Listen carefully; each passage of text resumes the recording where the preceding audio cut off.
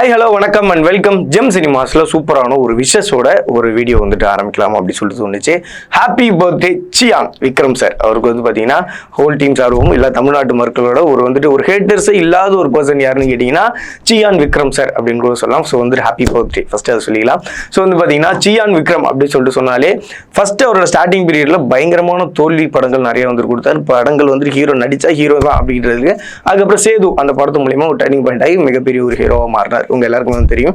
So வந்து பார்த்தீங்கன்னா இன்னைக்கு விக்ரம் சார் அவங்களோட பர்த்டே அப்படின்றதுனால நிறைய சைடில் வந்துட்டு போஸ்டர்ஸ் ரிலீஸ் பண்ணுறாங்க, ஒரு சைடு வீடியோஸ்லாம் வந்து ரிலீஸ் பண்ணுறாங்க. ஃபர்ஸ்ட் வந்து பார்த்தீங்கன்னா தங்கலான் இந்த படம் வந்து பார்த்தீங்கன்னா நீலம் ப்ரொடக்ஷன் அண்ட் வந்து பார்த்தீங்கன்னா ஸ்டுடியோ கிரீன் ரெண்டு பேரும் வந்துட்டு சேர்ந்து ஒரு தங்கலான் இந்த படம் வந்து பண்ணுறாங்க. ரஞ்சித் இவர் தான் வந்து டேரக்ஷன் பண்ணுறாரு. இந்த படத்துலேருந்து ஒரு மேக்கிங் வீடியோ வந்துட்டு போட்டிருக்காங்க. அந்த வீடியோ பார்க்குறப்ப ஓப்பனிங்லேயே அப்படி வந்துட்டு கம்ப்ளீட்டா சியான் விக்ரம் சார் இது இல்லை அப்படின்ட்டு யோசிக்கிற அளவு பார்த்தீங்கன்னா பயங்கரமான ஒரு கெட்டப்ல அப்படி வந்துட்டு இப்படி ஓப்பனிங்ல காட்டுறவனே அப்படி நிற்கிறாப்புல நின்னொன்னு அப்படி உள்ள கேமராலாம் போது பயங்கரமா அந்த சண்டை காட்சிகள்லாம் எடுக்கிறாங்க. லுக்கே வந்து பயங்கரமா டிஃப்ரெண்டா ஒரு அக்ரஷனான ஒரு லுக்கில் இருக்கிற மாதிரி இருக்கு. கொஞ்ச நேரம் கழிச்சு ரஞ்சித் சார் வந்துட்டு நெக்ஸ்ட் அப்படின்ற மாதிரி ஒரு வார்த்தை வந்து சொல்றாரு. அப்போ வந்துட்டு பார்த்தீங்கன்னா ஃபுல் வீடியோ வந்து காட்டுறாங்க. அதை நடக்கிறப்போ ஒரு ஸ்டைலோட வந்து நடக்கிறாரு.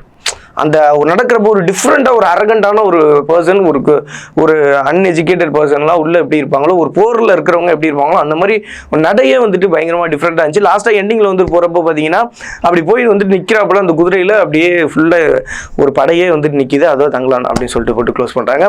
பார்க்குறப்ப படம் எப்போ சீக்கிரம் விடுவீங்க அப்படின்னு சொல்லிட்டு யோசிக்கிற அளவு பயங்கரமாக அவங்க சைட்லேருந்து விசேஷ் வந்து தங்கலான் டீம்லேருந்து பார்த்தீங்கன்னா ஹாப்பி பர்த்டே சியான் அப்படின்ற மாதிரி இந்த வீடியோ வந்து ரிலீஸ் பண்ணியிருக்காங்க. ஸோ வந்து பார்த்தீங்கன்னா அப்படியே ஆப்போனண்ட்டில் வந்துட்டு பார்த்தோம்னா ஹாப்பி பர்த்டே அப்படின்னு சொல்லிட்டு சீஃப் அப்படின்ற மாதிரி ஒரு வார்த்தை சொல்லி துருவ நட்சத்திரம் கௌதம் வாசுதேவ மேனன் இவரோட டைரக்ஷன்ல வந்து துருவ நட்சத்திரம் இந்த படத்துக்காக வந்து போஸ்டர் வந்து போட்டுருக்காங்க. இதுல வந்து பாத்தீங்கன்னா ரீத்து வர்மா, அதுக்கப்புறம் பாத்தீங்கன்னா சியான் விக்ரம் சார், ஐஸ்வர்யா ராஜேஷ் இவங்க எல்லாருமே வந்துட்டு இந்த படத்துல வந்து நடிக்கிறாங்க. ஸோ வந்து இதுல வந்துட்டு ஒரு பேட்டர்ன் இருக்குல்ல கொடுக்கறதே வந்து பார்த்தீங்கன்னா ஏதோ ஒரு ஸ்பேஸ்லேருந்து வந்து நடந்து வந்தால் ஒரு 4 பேர் எப்படி நடந்து வருவாங்க அந்த மாதிரி ஒரு 5 பேர் சென்ட்ரல் வந்துட்டு சியான் விக்ரம் சார் வந்துட்டு நடந்து வர மாதிரியே இருக்குது. கண்டிப்பாக பார்த்தீங்கன்னா சாப்டர் 1 அப்படின்ற மாதிரி வந்துட்டு யுத்த காண்டம் அப்படின்னு சொல்லிட்டு பக்கத்துலேயே வந்து கொடுத்துருக்காங்க. சாப்டர் 1 வந்து கொடுத்துருக்காங்க. கண்டிப்பாக 2 சாப்டர் வந்துட்டு எடுப்பாங்க அப்படி சொன்ன அப்புறம் கௌதம் வாசுதேவ மேனனாலே மிகப்பெரிய வந்துட்டு ஒரு வெந்து தெரிந்தது காடு அப்புறம் வந்து லவ் பேஸ்ட் எல்லாமே கலந்துருக்கும். இது வந்துட்டு ஒரு டிஃப்ரெண்ட் டைப் ஆஃப் ஒரு படமாக இருக்கும் அப்படின்ற மாதிரி சியான் விக்ரம் சாருக்கு ஒரு விஷயம் வந்து கொடுத்துருக்காங்க. பட் விக்ரம் சார் அப்படின்னு சொல்லிட்டு எடுத்துக்கிட்டாலே ஒரு சில விஷயங்களை வந்துட்டு முன்வைக்கணும் அப்படின்னா திடீர்னு அவரே நினைச்சா ஒல்லியாவாரு, அவரே நினைச்சா குண்டாயிடுவார். இது வந்து பாத்தீங்கன்னா விவேக் சார் வந்துட்டு ஒரு இதுல வந்துட்டு சொல்லியிருப்பாப்புல. ஸோ வந்து பாத்தீங்கன்னா திடீர்னு எப்படி ஒரு மனுஷன் இவ்வளவு தூரம் வந்து டெடிக்கேட்டடா ஒர்க் பண்ண முடியும் அப்படின்னு சொல்றதுக்கு சியான் சார் மிகப்பெரிய ஒரு எடுத்துக்காட்டு அப்படின்னு கூட சொல்லலாம்.